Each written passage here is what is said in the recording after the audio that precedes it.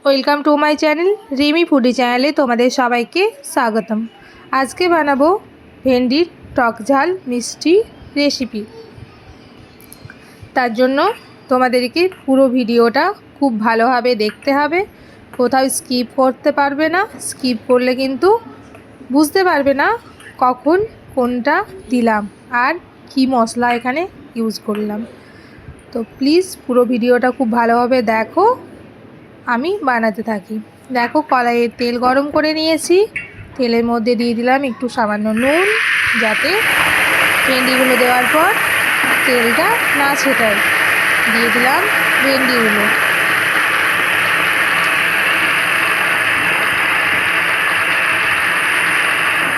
আর এদিকে দেখো, আমি তেঁতুলটা আধ ঘন্টা ধরে ভিজিয়ে রেখেছিলাম।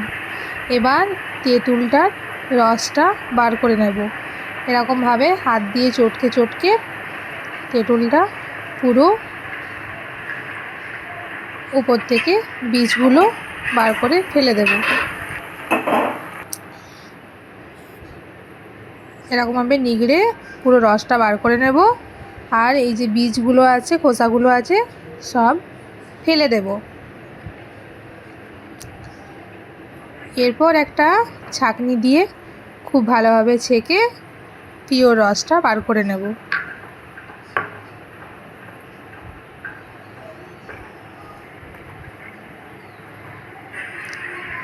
দেখো, রসটা পুরো বার করে নিয়েছি। এবার এই ভেন্ডিটা হালকা জলটা মরে গেছে, আমি দিয়ে দিলাম তেঁতুলের রসটা, দিয়ে দিলাম স্বাদ মতো নুন আর হলুদ, দিয়ে একটু নাড়িয়ে চাড়িয়ে এবার দিয়ে দেব জল। জলটা কিন্তু একটু বেশি পরিমাণেই দিতে হবে, সেদ্ধ হবে ভেন্ডিটা, আর এটা একটু বেশ ঝলঝলেই থাকে। আর এদিকে দেখো, দুটো আমি লাল শুকনো লঙ্কা নিয়েছি। লঙ্কাটাকে একটু আগে হালকা করে ভেজে নেব। এরপর দেব হাফ চামচ মৌরি আর হাফ চামচ গোটা সাদা জিরে। এগুলোকে ভেজে নেব। ঝালটা তোমরা নিজেদের পছন্দ মতো দেবে।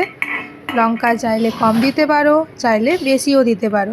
আমি 250 গ্রাম ভেন্ডি নিয়েছি, ওই জন্য হাফ চামচ জিরে আর হাফ চামচ মৌরি নিয়েছি। তোমরা যদি ভেন্ডির পরিমাণটা বেশি থাকে তাহলে মশলার পরিমাণটাও বাড়াবে।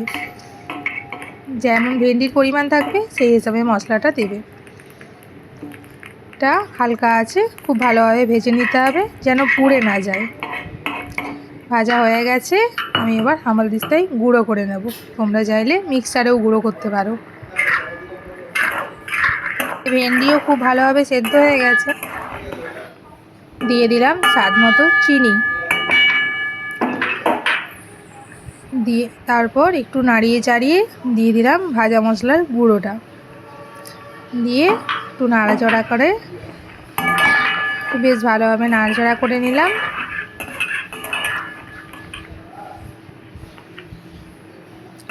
ব্যাস, এবার নামিয়ে নিলেই তৈরি আমাদের ভেন্ডির টক ঝাল মিষ্টি রেসিপি।